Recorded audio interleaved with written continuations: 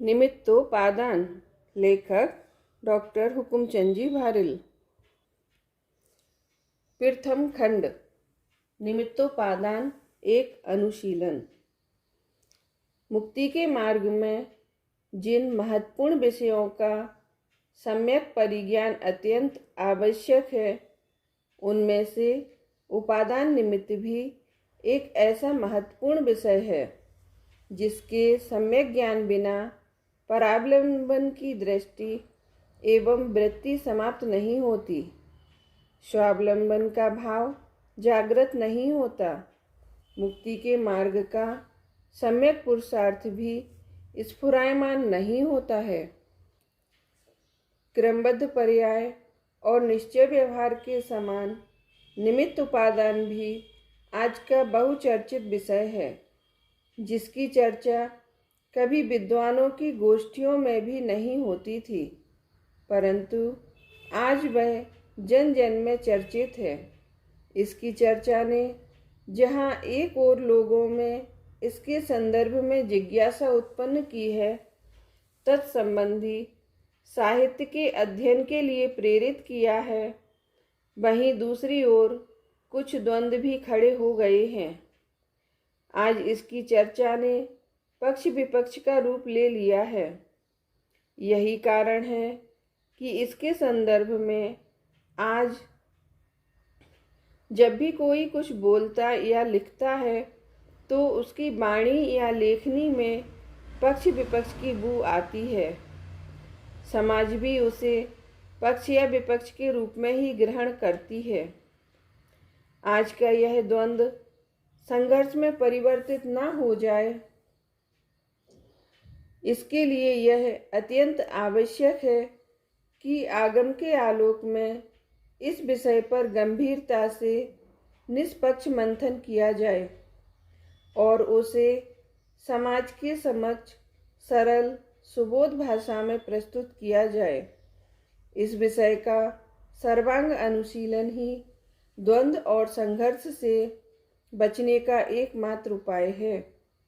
वस्तु स्वरूप के परिज्ञान के लिए भी निमित्त उपादान की तर्क संगत आगम सम्मत सुव्यवस्थित जानकारी अत्यंत आवश्यक है।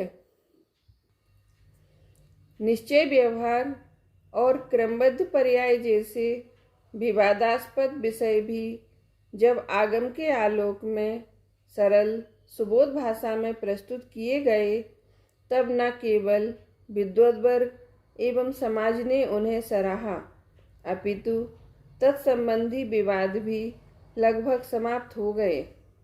अतः मुझे पूर्ण विश्वास है कि यदि उपादान निमित्त का भी इसी प्रकार अनुशीलन किया जाए तो अपेक्षित लाभ अवश्य होगा।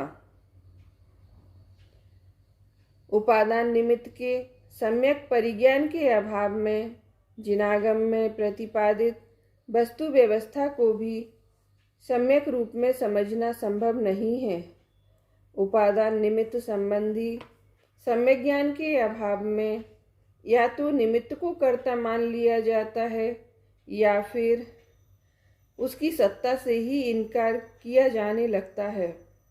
अतः यह आवश्यक है कि हम उपादान निमित्त को द्वंद्व के रूप में न देखकर उनके पक्ष या विपक्ष में भी कुछ न कहकर उनके स्वरूप पर ही आगम के आलोक में विचार करें। उनका स्वरूप सम्यक रूप से स्पष्ट होने पर संपूर्ण स्थिति सहज ही स्पष्ट हो जाएगी। जगत का प्रत्येक पदार्थ परिणमनशील है। पदार्थों के इस परिणमन को पर्याय या कार्य कहते हैं। इस परिणमन को ही कर्म, अवस्था, हालत, दशा, परिणाम, परिणति आदि नामों से भी अभिहित किया जाता है। कार्य कारण पूर्वक ही होता है और कार्य की उत्पादक सामग्री को ही कारण कहा जाता है। वह कार्य की उत्पादक सामग्री उपादान और निमित्तों के रूप में होती है। यही कारण है कि जिनागम में उपादान और निमित्तों की चर्चा कारणों के रूप में हुई है और इसी कारण भी दो प्रकार के माने गए हैं, उपादान कारण और निमित्त कारण।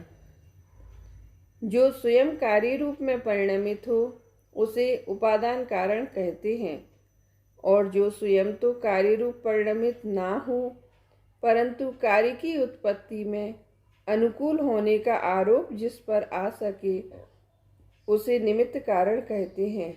जैसे घट रूप कार्य का मिट्टी उपादान कारण है और चक्र, दंड एवं कुम्हार आदि निमित्त कारण हैं।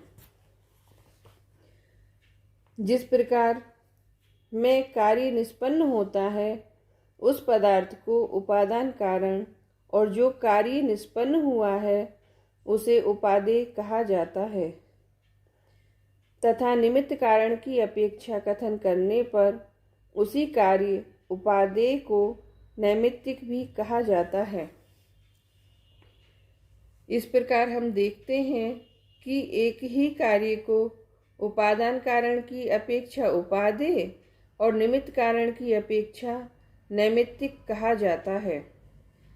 जो घट रूप कार्य मिट्टी रूप उपादान कारण का उपादेय कार्य है, वही घट रूप कार्य कुम्हार रूप निमित्त कारण का नैमित्तिक कार्य है। तात्पर्य यह है कि मिट्टी और घट में उपादान उपादेय संबंध है तथा कुम्हार और घट में निमित्त नैमित्तिक संबंध है। यदि हम उसे सम्यक दर्शन रूप कार्य पर घटित करें तो इस प्रकार कहना होगा, आत्मद्रव्य या उसका श्रद्धा गुण उपादान है और सम्यक दर्शन उपादेय है। इसी प्रकार मिथ्यात्व कर्म का अभाव अथवा सद्गुरु का उपदेश निमित्त है और सम्यक दर्शन नैमित्तिक है। यहाँ उपादेय शब्द का अर्थ ग्रहण करने योग्य नहीं करना चाहिए, क्योंकि यह प्रकरण हेयोपादेय बताने वाला प्रकरण नहीं है। यहाँ तो कार्य कारण संबंधी प्रकरण होने से मात्र यह स्पष्ट किया जा रहा है कि जिस कार्य को निमित्त की अपेक्षा नैमित्तिक कहा जाता है उसी कार्य को उपादान की अपेक्षा उपादेय कहा जाता है। इस प्रकार यह सुनिश्चित हुआ कि उपादान उपादेय संबंध एवं निमित्त नैमित्तिक संबंध कारण कार्य संबंध के ही रूप हैं, जो प्रत्येक कारण कार्य संबंध पर अनिवार्य रूप से घटित होते हैं। इस प्रकार प्रत्येक कार्य नियम रूप से उपादेय भी है और नैमित्तिक भी है। उपादान की अपेक्षा उपादेय है और निमित्त की अपेक्षा नैमित्तिक है। यहाँ एक प्रश्न संभव है कि यदि द्रव्य या गुण उपादान कारण है, जैसा कि सम्यक दर्शन रूप कार्य के उदाहरण में बताया गया है, तो विवक्षित कार्य निरंतर उत्पन्न होते ही रहना चाहिए, क्योंकि जब कारण उपस्थित है तो कार्य भी होना ही चाहिए। यदि इसके उत्तर में यह कहा जाए कि उपादान कारण तो द्रव्य या गुण होने से सदाकाल ही उपस्थित रहता है, पर निमित्त कारण के ना होने से कार्य नहीं हुआ, जब निमित्त कारण मिलेगा तब कार्य संपन्न हो जाएगा, ऐसा मानने पर निमित्त कारण ही नियामक कारण ठहरेगा, क्योंकि उसके होने या ना होने पर ही कार्य का होना या नहीं होना निर्भर करेगा। इस आपत्ति से बचने के लिए यदि यह कहा जाए कि कार्य की उत्पत्ति में तो दोनों ही कारणों की उपस्थिति अनिवार्य होती है, तो हम कहेंगे कि भले ही दोनों कारणों की उपस्थिति अनिवार्य हो, पर नियामक कारण तो निमित्त ही रहा, क्योंकि उसके होने पर कार्य होता है और नहीं होने पर कार्य नहीं होता।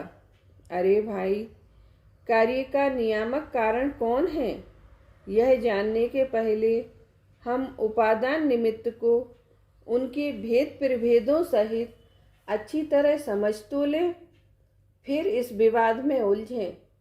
हो सकता है कि उपादान निमित्त के भेदों प्रभेदों के स्पष्टीकरण से यह प्रश्न सहज ही सुलझ जाए।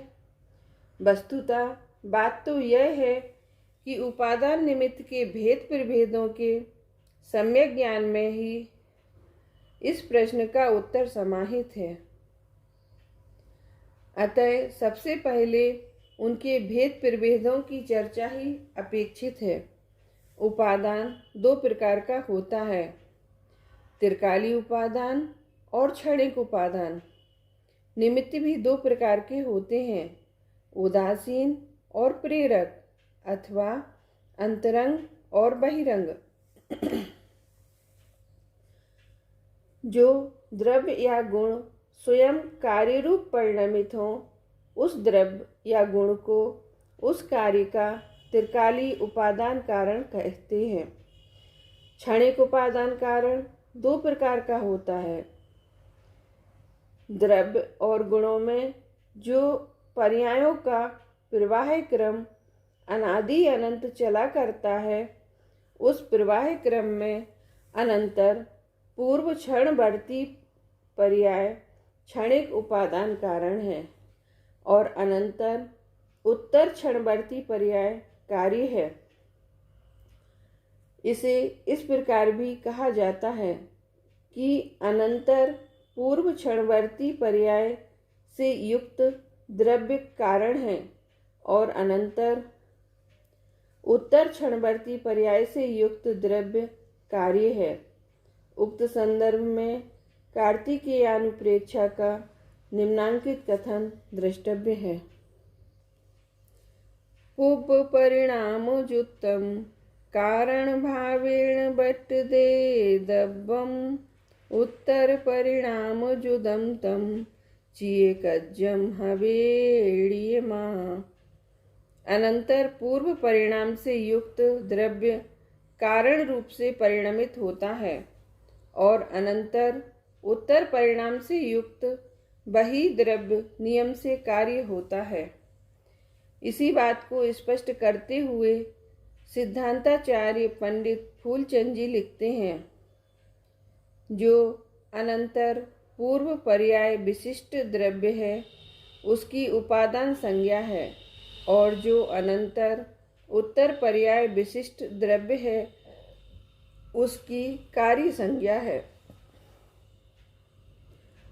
उस समय की पर्याय की उसी समय होने रूप योग्यता क्षणिक उपादान कारण है और वह पर्याय कार्य है। इस प्रकार उपादान कारण तीन प्रकार का हो गया, जो इस प्रकार है। त्रिकाली उपादान कारण अनंतर पूर्व क्षणवर्ती पर्याय के व्यय रूप क्षणिक उपादान कारण, तत्समय की योग्यता रूप क्षणिक उपादान कारण। क्षणिक उपादान के नाम लंबे होने के कारण उन्हें निम्नांकित संक्षिप्त नामों से भी अभिहित किया जाता रहा है। अनंतर पूर्व क्षणवर्ती पर्याय, तत्समय की योग्यता। उपादान के उक्त तीनों भेदों की स्थिति स्पष्ट करने के लिए निम्नांकित चार्ट उपयोगी है। क्षणिक उपादान कारण को समर्थ उपादान कारण भी कहते हैं, क्योंकि त्रिकाली उपादान कारण तो सदा विद्यमान रहता है। यदि उसे ही पूर्ण समर्थ कारण मान लिया जाए तो विवक्षित कार्य की सदा उत्पत्ति होते रहने का प्रसंग आएगा। अनंतर पूर्व क्षणवर्ती पर्याय का व्यय एवं उस समय उस पर्याय के उत्पन्न होने की योग्यता ही समर्थ उपादान कारण है, जिनके बिना कार्य की उत्पत्ति नहीं होती और जिनके होने पर नियम से कार्य की उत्पत्ति होती है। तत्वार्थ श्लोक वार्तिक में उपादान के दो भेद किए गए हैं, एक असमर्थ उपादान और दूसरा समर्थ उपादान। उनमें जो समर्थ उपादान है वह अवश्य ही कार्य का जनक होता है और वह अष्टसहस्री के अभिप्रायानुसार अव्यवहित पूर्व पर्याय युक्त द्रव्य रूपी होता है। इस प्रकार इतने विवेचन से यह स्पष्ट हो जाता है कि समर्थ उपादान एक ही होता है और उससे उत्पन्न होने वाला कार्य वही होता है जिसका वह समर्थ उपादान होता है। वहाँ उस कार्य का जो भी निमित्त होता है उसमें उपादान की क्रिया करने की शक्ति ही नहीं होती, मात्र वह उपादान के अनुसार होने वाला कार्य का सूचक होने से उसका निमित्त कहलाता है और इसी आधार पर निमित्त के अनुसार कार्य होता है। ऐसा व्यवहार उपचार किया जाता है। उक्त विवेचन से यह स्पष्ट होता है कि नियामक कारण त्रिकाली उपादान कारण नहीं अपितु क्षणिक उपादान कारण है। निमित्त कारण को नियामक कारण मानने वालों को इस तथ्य की ओर विशेष ध्यान देना चाहिए। निमित्त को नियामक कारण के रूप प्रस्तुत करते समय यह तर्क दिया गया था कि उपादान तो सदा विद्यमान रहता है। यदि उसे ही नियामक या समर्थ कारण माना जाएगा तो कार्य के सदा ही उत्पन्न होते रहने का प्रसंग आएगा।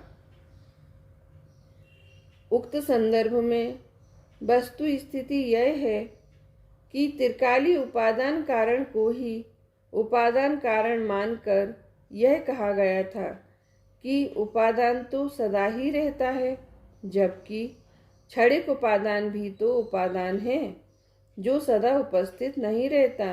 अतः उपादान को समर्थ कारण मानने पर कार्य सदा होते रहने के प्रसंग उपस्थित होने का आरोप निराधार है, क्योंकि कार्य का नियामक कारण तो क्षणिक उपादान है, त्रिकाली उपादान नहीं। यहाँ एक प्रश्न संभव है कि जब क्षणिक उपादान ही समर्थ उपादान है तो फिर त्रिकाली उपादान का क्या महत्व रहा? भाई, बात ऐसी है कि उपादान तो निज शक्ति को कहते हैं, जैसा कि कहा गया है, उपादान निज शक्ति है, जी को मूल स्वभाव है, निमित्त प्रयोग ते बनो अनादि बनाओ। शक्ति दो प्रकार की होती है, द्रव्य शक्ति और पर्याय शक्ति। इन दोनों शक्तियों का नाम ही उपादान है। पर्याय शक्ति से युक्त द्रव्य शक्ति ही कार्यकारी होती है। द्रव्य शक्ति नित्य होती है और पर्याय शक्ति अनित्य। नित्य शक्ति के आधार पर कार्य की उत्पत्ति मानने पर कार्य के नियत का प्रसंग आता है। अतः पर्याय शक्ति को ही कार्य का नियामक स्वीकार किया गया है।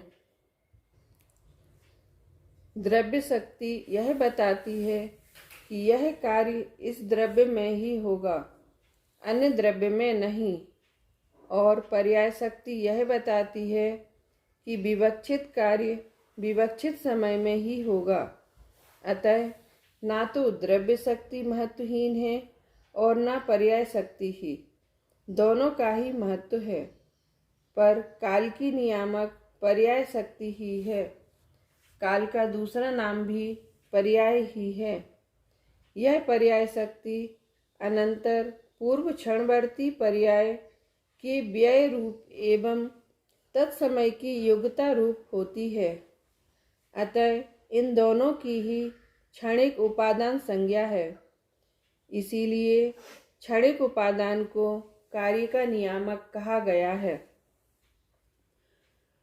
यदि त्रिकाली उपादान को भी शामिल करके बात कहे तो इस प्रकार कहा जाएगा कि पर्याय शक्ति युक्त द्रव्य शक्ति कार्यकारी है और इसमें भी नियामक कारण के रूप में तो पर्याय शक्ति रूप क्षणिक उपादान ही रहा। यदि निमित्त को भी इसमें शामिल करके बात करनी है तो इस प्रकार कहा जा सकता है कि सहकारी कारण सापेक्ष विशिष्ट पर्याय शक्ति से युक्त द्रव्य शक्ति ही कार्यकारी है। उक्त संदर्भ में जयपुर खानिया तत्व चर्चा में सिद्धांताचार्य पंडित फूलचंद जी ने अनेक न्याय शास्त्रीय प्रमाण प्रस्तुत करते हुए जो स्पष्टीकरण किया है उसका कतिपय महत्वपूर्ण अंश इस प्रकार है। श्री राजवार्तिक में कहा है, जैसे मिट्टी के स्वयं भीतर से घट के होने रूप परिणाम के सम्मुख होने पर दंड, चक्र और पौरुषेय प्रयत्न आदि निमित्त मात्र होते हैं, क्योंकि दंडादि निमित्तों के रहने पर भी बालू का बहुल, मिट्टी का पिंड स्वयं भीतर से घट के होने रूप परिणाम पर्याय से निरुत्सुक होने के घट पर्याय रूप परिणमन के सम्मुख न होने के कारण घट नहीं होता। अतः बाह्य में दंडादि निमित्त सापेक्ष मिट्टी का पिंड ही भीतर घट रूप परिणाम का सानिध्य होने से घट होता है। दंडादि घट नहीं होते, इसलिए दंडादि निमित्त मात्र हैं। यह प्रेरक निमित्तों की निमित्तता का स्पष्टीकरण है। इस उल्लेख में बहुत ही समर्थ शब्दों द्वारा यह स्पष्ट कर दिया है कि ना तो सब प्रकार की मिट्टी ही घट का उपादान है और ना ही पिंड, स्थास, कोष और कुसूल आदि पर्यायों की अवस्था रूप से परिणत मिट्टी का उपादान है। मिट्टी घट का उपादान है, किंतु जो मिट्टी अनंतर समय में घट पर्याय रूप से परिणत होने वाली है, मात्र वही मिट्टी घट पर्याय का उपादान है। यही तथ्य राजवार्तिक के उक्त उल्लेख द्वारा स्पष्ट किया गया है। मिट्टी की ऐसी अवस्था के प्राप्त होने पर वह नियम से घट का उपादान बनती है। यही कारण है कि तत्वार्थ वार्तिक के उक्त उल्लेख द्वारा यह स्पष्ट कर दिया है कि जब मिट्टी घट पर्याय के परिणमन के सम्मुख होती है, तब दंड, चक्र और पौरुषेय प्रयत्न की निमित्तता स्वीकृत की गई है। अन्य काल में वे निमित्त स्वीकार नहीं किए गए हैं। इसी तथ्य को स्पष्ट करते हुए प्रमेय कमल मार्तंड में लिखा है, और जो यह कहा जाता है कि शक्ति नित्य है कि अनित्य है इत्यादि, सो वहाँ क्या यह द्रव्य शक्ति या पर्याय शक्ति के विषय में प्रश्न है, क्योंकि पदार्थ द्रव्य पर्याय शक्ति स्वरूप होते हैं। उनमें से द्रव्य शक्ति नित्य ही है, क्योंकि द्रव्य अनादि निधन स्वभाव वाला होता है। पर्याय शक्ति तो अनित्य ही है, क्योंकि पर्याय सादी शांत होती है।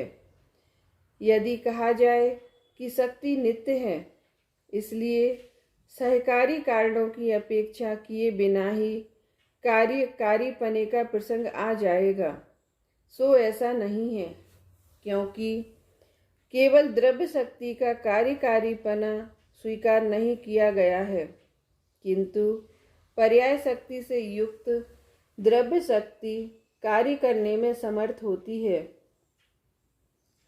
क्योंकि विशिष्ट पर्याय से परिणत द्रव्य का ही कार्यकारीपना प्रतीत होता है और उसकी परिणति सहकारी कारण सापेक्ष होती है, क्योंकि पर्याय शक्ति तभी होती है, इसलिए ना तो सर्वदा कार्य की उत्पत्ति का प्रसंग आता है और ना ही सहकारी कारणों की अपेक्षा की व्यर्थता प्राप्त होती है। इस प्रकार यह ज्ञात हो जाने पर कि सहकारी कारण सापेक्ष विशिष्ट पर्याय शक्ति से युक्त द्रव्य शक्ति ही कार्यकारिणी मानी गई है। केवल उदासीन या प्रेरक निमित्तों के बल पर मात्र द्रव्य शक्ति से ही द्रव्य में कार्य नहीं होता। यदि द्रव्य शक्ति को बाह्य निमित्तों के बल से कार्यकारी मान लिया जाए तो चने से भी गेहूं की उत्पत्ति होने लगे, क्योंकि गेहूं स्वयं द्रव्य नहीं है, किंतु वह पुद्गल द्रव्य की एक पर्याय है। अतएव गेहूं पर्याय विशिष्ट पुद्गल द्रव्य बाह्य कारण सापेक्ष गेहूं के अंकुर आदि कार्य रूप से परिणत होता है। यदि विशिष्ट पर्याय रहित द्रव्य सामान्य से निमित्तों के बल पर गेहूं के अंकुर आदि पर्यायों की उत्पत्ति मान ली जाए तो जो पुद्गल चना रूप हैं वे पुद्गल होने से उनसे भी गेहूं रूप पर्याय की उत्पत्ति होने लगेगी। इसलिए जो विविध लौकिक प्रमाण देकर यह सिद्ध करने का प्रयत्न किया जाता है कि जब जैसे प्रबल निमित्त मिलते हैं तब द्रव्य को निमित्तों के अनुसार परिणमना ही पड़ता है, सो यह कथन आगमानुकूल न होने से संगत प्रतीत नहीं होता। वास्तव में मुख्य विवाद उपादान का है। उसका जो समीचीन अर्थ शास्त्रों में दिया है उस पर सम्यक दृष्टिपात न करने से ही यह विवाद बना हुआ है। यदि आगमानुसार विशिष्ट पर्याय शक्ति युक्त द्रव्य शक्ति को अंतरंग कारण अर्थात उपादान कारण स्वीकार कर कार्य कारण की व्यवस्था की जाए तो कोई विवाद ही ना रह जाए, क्योंकि यथार्थ में जब जब विवक्षित कार्य के योग विशिष्ट पर्याय शक्ति से युक्त द्रव्य शक्ति होती है तब तब उस कार्य के अनुकूल निमित्त मिलते ही हैं। ऐसा नियम है, और ऐसा है नहीं कि निश्चय उपादान हो और निमित्त ना मिले। इसी बात को असद्भूत व्यवहार नय की अपेक्षा यूँ कहा जाता है कि जब जैसे निमित्त मिलते हैं तब वैसा कार्य होता है। एक बात यह भी तो है कि जिस प्रकार त्रिकाली उपादान सदा उपस्थित रहता है उसी प्रकार सामान्यतः निमित्त भी सदा उपस्थित रहते हैं, क्योंकि जिस प्रकार प्रत्येक द्रव्य स्वयं के कार्य के लिए उपादान है उसी प्रकार प्रत्येक द्रव्य पर के कार्य के लिए निमित्त भी तो है। धर्म द्रव्य रूप निमित्त सदा विद्यमान है, तो क्या इसके आधार पर जीव और पुद्गलों को निरंतर चलते रहना चाहिए? इसी प्रकार अधर्म द्रव्य भी सदा विद्यमान रहता है, तो क्या जीव और पुद्गलों को निरंतर स्थित भी रहना चाहिए? यह संभव भी कैसे होगा, क्योंकि गमन और स्थिति के निमित्तों के सदा विद्यमान रहने पर जीव और पुद्गल चलेंगे या ठहरेंगे। परस्पर विरुद्ध स्वभाव वाली होने से चलना और ठहरना दोनों क्रियाएं एक साथ तो संभव नहीं है।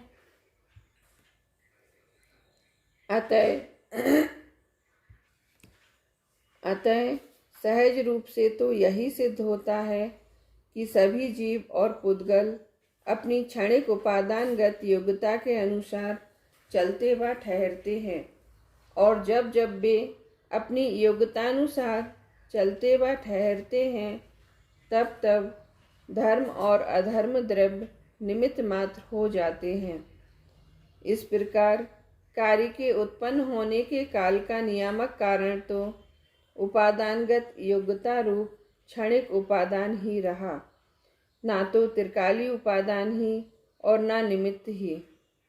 प्रश्न: क्या नियामक कारण भी अनेक प्रकार के हो सकते हैं? उत्तर: क्यों नहीं, अवश्य हो सकते हैं। प्रत्येक कार्य पर्याय का त्रिकाली उपादान इस बात का नियामक है कि यह कार्य पर्याय अमुक द्रव्य या उसके अमुक गुण में ही होगा, अन्य द्रव्य में नहीं, और उसी द्रव्य के अन्य गुण में भी नहीं। सम्यक दर्शन रूप कार्य आत्मद्रव्य और उसकी श्रद्धा गुण में ही संपन्न होगा, पुद्गल आदि द्रव्यों या आत्मा के ज्ञानादि गुणों में नहीं। अनंतर पूर्व क्षणवर्ती पर्याय से युक्त द्रव्य का व्यय रूप क्षणिक उपादान विधि पुरुषार्थ का नियामक है। इस उपादान कारण से यह सुनिश्चित होता है कि यह कार्य इस विधि से, इस प्रक्रिया से ही संपन्न होता है, अन्य प्रकार से नहीं। तत्समय की योग्यता रूप क्षणिक उपादान काल का नियामक है। जिस द्रव्य या गुण में जिस समय जिस कार्य रूप परिणमित होने की पर्यायगत योग्यता होती है, वह द्रव्य या वह गुण उसी समय उसी कार्य रूप परिणमित होता है। चूंकि कार्य का दूसरा नाम पर्याय अर्थात काल भी है, यही कारण है कि काल के नियामक तत्समय की योग्यता रूप क्षणिक उपादान को कार्य का नियामक भी कहा जाता है। इस प्रकार यह सुनिश्चित हुआ कि स्वभाव का नियामक त्रिकाली उपादान विधि पुरुषार्थ प्रक्रिया का नियामक अनंतर पूर्व क्षणवर्ती पर्याय से युक्त द्रव्य रूप क्षणिक उपादान और काल का या कार्य का नियामक तत्समय की योग्यता रूप क्षणिक उपादान रहा। यहाँ एक प्रश्न यह भी संभव है कि धर्म और अधर्म तो उदासीन निमित्त हैं, इस कारण वे नियामक कारण कदाचित ना भी हों, पर प्रेरक निमित्त के बारे में तो ऐसी बात नहीं होना चाहिए। इस आधार पर कोई कह सकता है कि उदासीन निमित्त भले ही कुछ ना करते हों, पर प्रेरक निमित्त तो सब कुछ करते ही है। छात्रों के अध्ययन में अध्यापक, पुस्तक और दीपक ये तीनों ही निमित्त हैं, पर अध्यापक प्रेरक निमित्त हैं और पुस्तक व दीपक उदासीन निमित्त हैं। दीपक और पुस्तक को भले ही कर्ता मत कहो, पर अध्यापक को तो कर्ता ही कहना होगा। वह तो सक्रिय होकर प्रेरणा देता है, समझाता है। फिर भी यदि छात्र अध्ययन में प्रवृत्त नहीं होते हैं तो वह उन्हें दंड भी देता है। अतः पुस्तक और दीपक की अपेक्षा अध्यापक का स्थान अवश्य ही महत्वपूर्ण है। क्यों नहीं, यह बात तो एकदम स्पष्ट ही है कि दीपक और पुस्तक की अपेक्षा अध्यापक की निमित्तता भिन्न प्रकार की है। इसी बात को स्पष्ट करने के लिए तो निमित्तों के उदासीन और प्रेरक ये दो भेद किए गए हैं, और यह बताया गया है कि छात्रों के अध्ययन में पुस्तक और दीपक उदासीन निमित्त हैं और अध्यापक प्रेरक निमित्त। अरे भाई, उक्त विश्लेषण से तो उदासीन और प्रेरक निमित्तों में परस्पर क्या अंतर है, मात्र यही स्पष्ट होता है। कार्योत्पत्ति में निमित्त का कर्तृत्व सिद्ध नहीं होता। उक्त संदर्भ में इष्टोपदेश का निम्नांकित कथन द्रष्टव्य है। नाज्ञो विज्ञप्तमायाति विज्ञो नाज्ञत्वमृच्छति निमित्त मात्र मन्यस्तु गतिर्धर्मास्ति कायवत्। आज्ञ को उपदेश आदि निमित्तों द्वारा विज्ञ नहीं किया जा सकता और ना विज्ञ को अज्ञ ही कर सकते हैं, क्योंकि पर पदार्थ तो निमित्त मात्र हैं। जैसे कि स्वयं चलते हुए जीव और पुद्गलों को धर्मास्तिकाय होता है। इसी को स्पष्ट करते हुए इसकी संस्कृत टीका में लिखा है। यहाँ यह शंका हो सकती है कि यों तो बाह्य निमित्तों का निराकरण ही हो जाएगा। इसका उत्तर यह है कि अन्य जो गुरु आदि तथा शत्रु आदि हैं, वे प्रकृत कार्य में, उपादान में तथा विध्वंसन में सिर्फ निमित्त मात्र हैं। वस्तुतः किसी कार्य के होने व बिगड़ने में उसकी योग्यता ही साक्षात साधक होती है। उक्त कथन से यह बात एकदम स्पष्ट हो जाती है कि कार्य के प्रति साधकतम तो तत्समय की योग्यता रूप क्षणिक उपादान कारण ही है। प्रेरक व उदासीन निमित्तों में मूलभूत अंतर इस प्रकार है। इच्छा शक्ति से रहित एवं निष्क्रिय द्रव्य उदासीन निमित्त होते हैं और इच्छावान एवं क्रियावान द्रव्य प्रेरक निमित्त कहे जाते हैं। धर्म द्रव्य स्वयं चलते हुए जीव और पुद्गलों की गति में निमित्त होता है एवं अधर्म द्रव्य गमन पूर्वक ठहरते हुए जीव और पुद्गलों की स्थिति में निमित्त होता है। आकाश द्रव्य सभी द्रव्यों के अवगाहन में निमित्त है और काल द्रव्य सभी द्रव्यों के परिणमन में निमित्त होता है। धर्म, अधर्म, आकाश एवं काल ये चारों द्रव्य इच्छा शक्ति से रहित हैं और निष्क्रिय भी हैं, अतः ये उदासीन निमित्त कहे जाते हैं। छात्रों को पढ़ाने वाले अध्यापक इच्छावान होने से प्रेरक निमित्त कहे जाते हैं और ध्वजा के पकड़ने में हवा सक्रिय होने से प्रेरक निमित्त कही जाती है।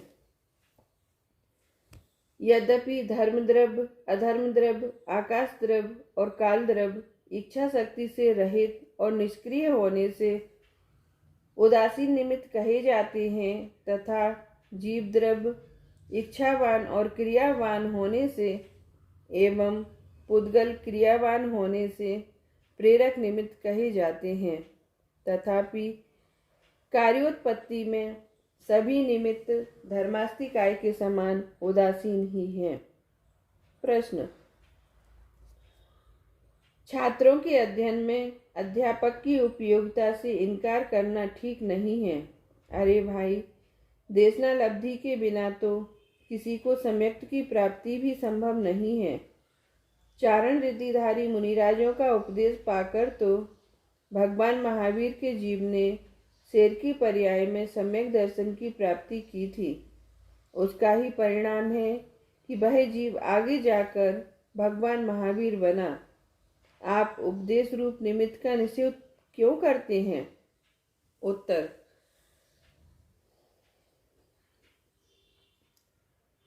उपदेश रूप निमित्त का निषेध कौन करता है?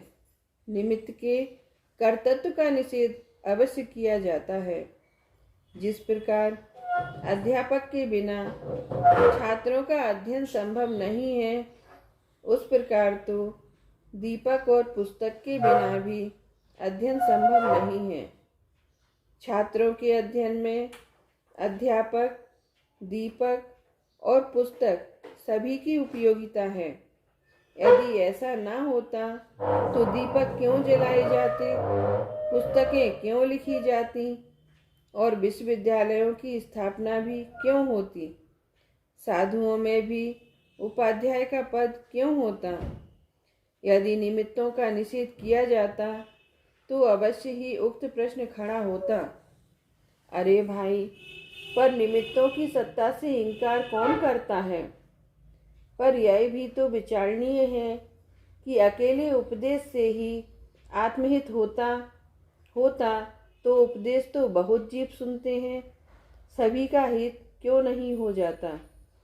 एक कक्षा में अनेक छात्र पढ़ते हैं, उन्हें पढ़ाने वाला अध्यापक एक पुस्तकें भी वही, दीपक भी वही, फिर भी सभी विद्वान तो नहीं बन जाते। सब अपनी अपनी योग्यता अनुसार ही विद्वान बनते हैं। इसी प्रकार एक ही समूह शरण में एक साथ अनेक जीव धर्मोपदेश सुनते हैं, परंतु सभी सम्यक दृष्टि, व्रती या साधु तो नहीं हो जाते। सब अपनी अपनी पर्यायगत योग्यतानुसार ही परिणमते हैं। अतः यह सुनिश्चित ही है कि कार्य के प्रति नियामक कारण तो अपनी अपनी पर्यायगत योग्यता ही है।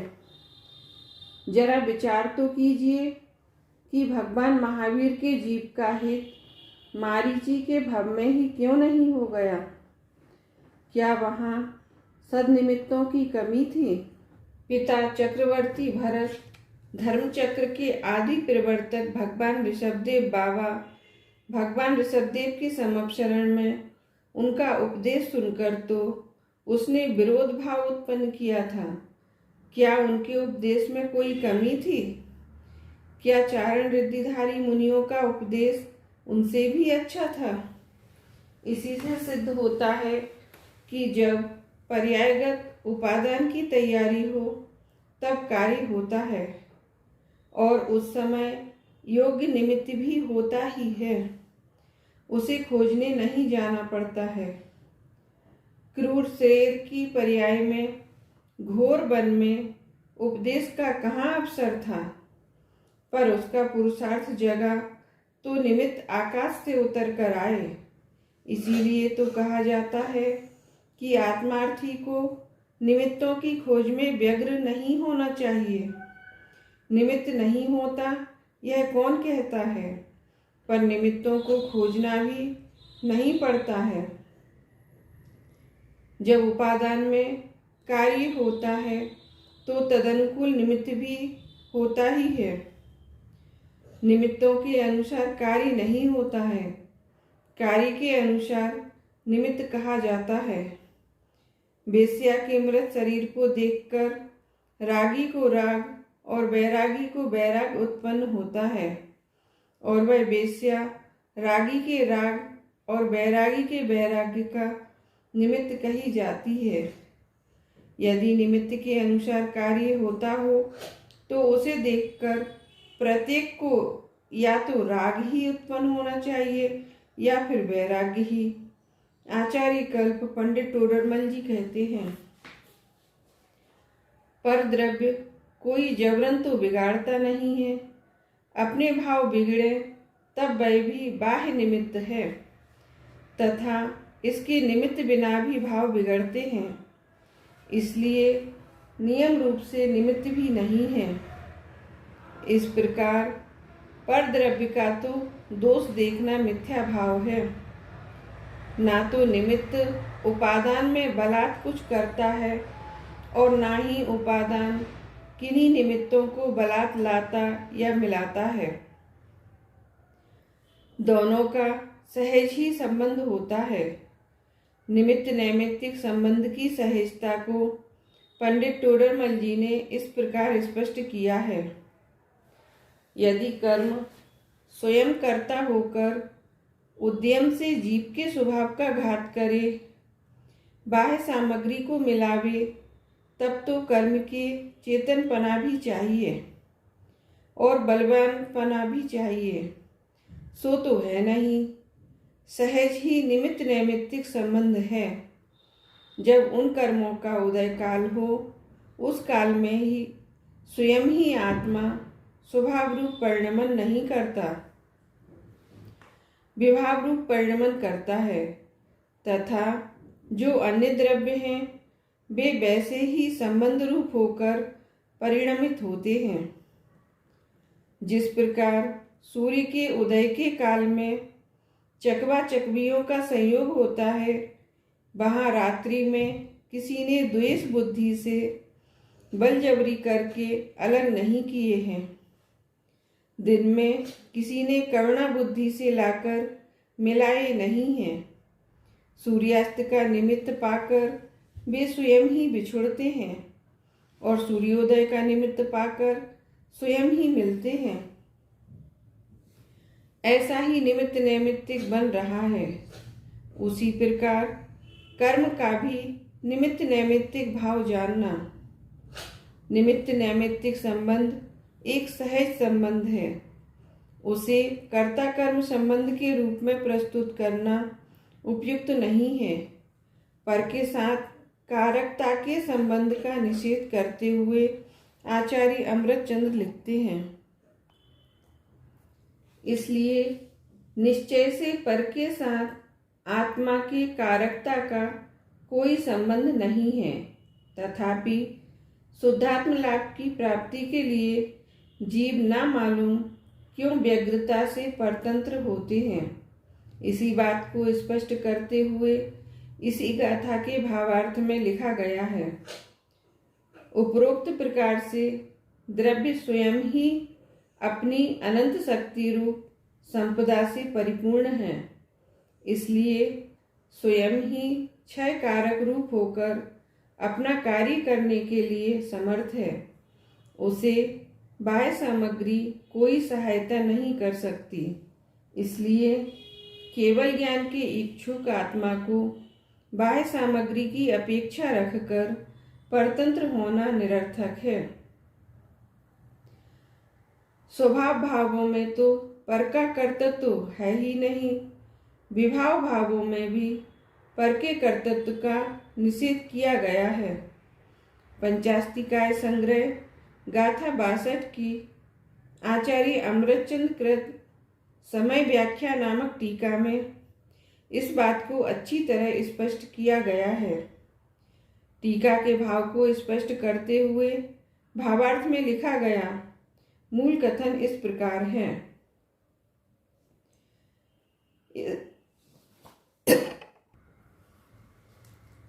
इस प्रकार पुद्गल की कर्मोदयादि रूप से या कर्म बंधादि रूप से परिणमित होने की क्रिया में वास्तव में पुद्गल ही स्वयं क्षय कारक रूप से बरतता है, इसलिए उसे अन्य कारकों की अपेक्षा नहीं है तथा जीव की औदेकादि भाव रूप से परिणमित होने की क्रिया में वास्तव में जीव स्वयं ही क्षय कारक रूप से बरतता है, इसलिए उसे अन्य कारकों की अपेक्षा नहीं है।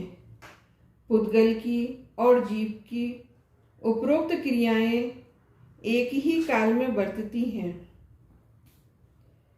तथापि पौद्गलिक क्रिया में बरतते हुए पुद्गल के क्षय कारक जीव कारकों से बिल्कुल भिन्न और निरपेक्ष हैं तथा जीव भाव रूप क्रिया में बरतते हुए जीव के क्षय कारक पुद्गल कारकों से बिल्कुल भिन्न और निरपेक्ष हैं। वास्तव में किसी द्रव्य के कारकों को किसी अन्य द्रव्य के कारकों की अपेक्षा नहीं होती। उक्त कथन से यह अत्यंत स्पष्ट है कि यह भगवान आत्मा अपनी सम्यक दर्शन ज्ञान चारित्र रूप निर्मल पर्यायों एवं रागादिक रूप विकारी पर्यायों के रूप में अपनी अपनी स्वसमय की योग्यतानुसार स्वयं ही परिणमित होता है। उसमें पर निमित्त का कोई हस्तक्षेप नहीं है। हाँ, यह अवश्य है कि जब यह आत्मा सम्यक दर्शनादि निर्मल पर्यायों या रागादि विकारी पर्यायों के रूप में अपनी स्वभावगत एवं पर्यायगत योग्यता के अनुसार परिणमित होता है, तब तदनुकूल निमित्त भी होते ही हैं। इसलिए यह कथन भी असत्य नहीं है कि निमित्त के बिना कार्य नहीं होता, पर यह कथन निमित्त की अनिवार्य उपस्थिति मात्र को ही बताता है, इससे अधिक कुछ भी नहीं है। ध्यान रहे कि निमित्त की अनिवार्य उपस्थिति मात्र से उसे कर्ता या साधकतम करण नहीं माना जा सकता। निमित्त सदा पर पदार्थ रूप ही होता है, जैसा कि निम्नांकित कथन से स्पष्ट है। उपादान निज गुण जहाँ तह निमित्त पर होए। निमित्त को कर्ता या साधकतम करण मानने पर एक द्रव्य का कर्ता दूसरे को मानने से द्रव्य की स्वतंत्र सत्ता का व्याघात होता है। उक्त संदर्भ में जैन तत्व मीमांसा का निम्नांकित कथन द्रष्टव्य है।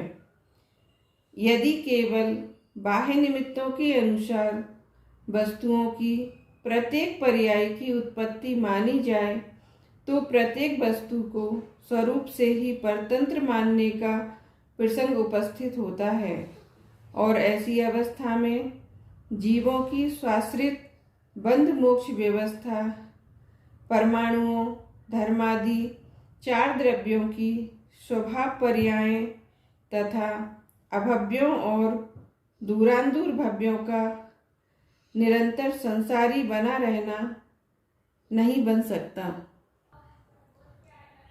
इसलिए प्रत्येक द्रव्य में उसके अपने अपने स्वभाव आदि के कारण स्वरूप ऐसी व्यवस्था होनी चाहिए जिसके कारण प्रत्येक समय का उत्पाद व्यय स्वयं होता है।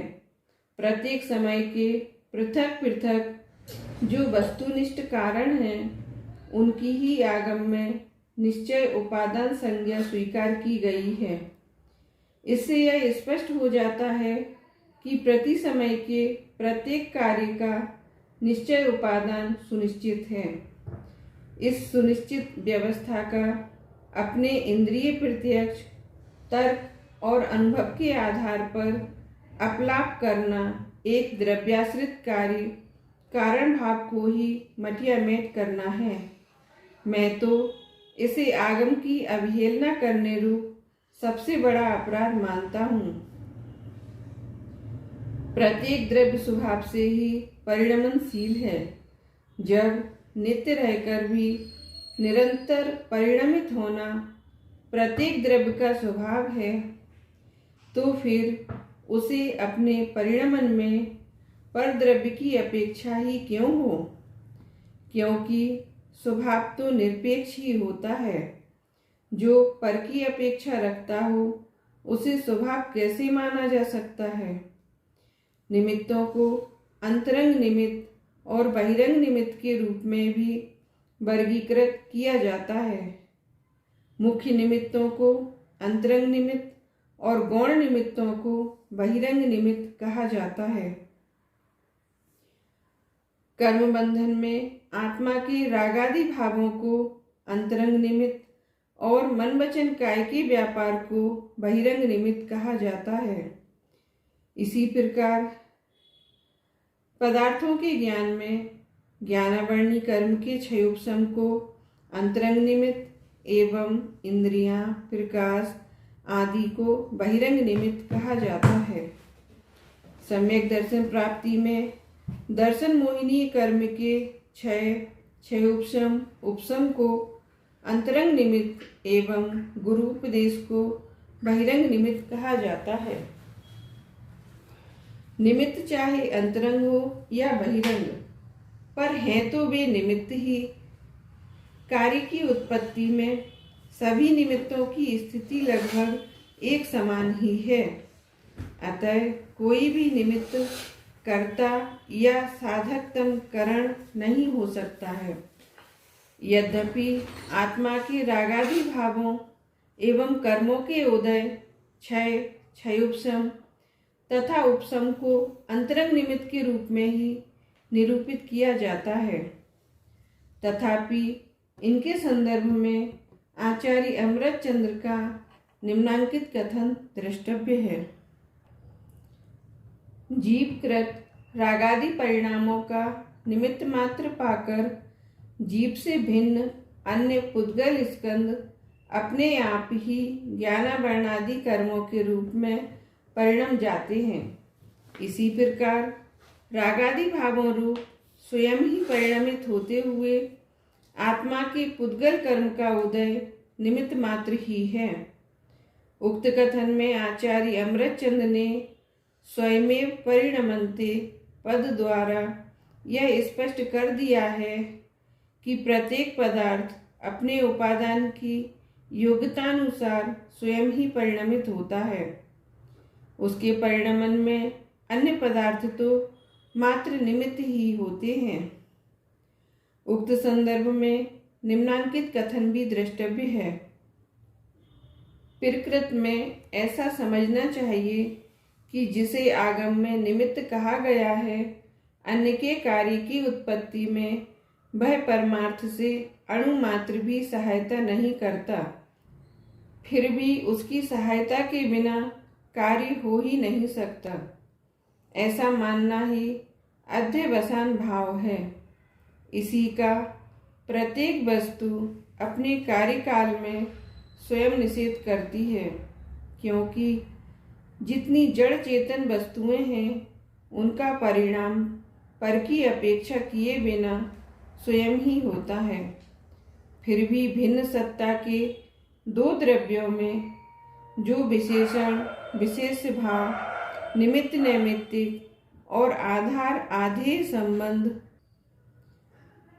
माने गए हैं, वे मात्र असद्भुत व्यवहार नय से ही माने गए हैं।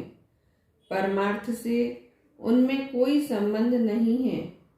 इसलिए जहाँ भी आगम में ऐसा कहा गया है कि क्रोध नामक चारित्र मोहिनीय कर्म के उदय से जीव में क्रोध की उत्पत्ति होती है, सो वहाँ उसे काल प्रत्याशक्तिवश किया गया उपचरित कथन ही जानना चाहिए।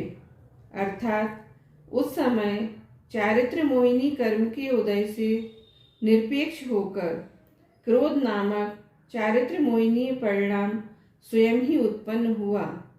ना तो उक्त कर्म क्रोध की उत्पत्ति में परमार्थ से सहायक हुआ और न उक्त क्रोध भाव ही उक्त कर्म के उदय में परमार्थ से सहायक हुआ। दोनों ने एक दूसरे की अपेक्षा किए बिना ही अपना अपना परिणाम किया।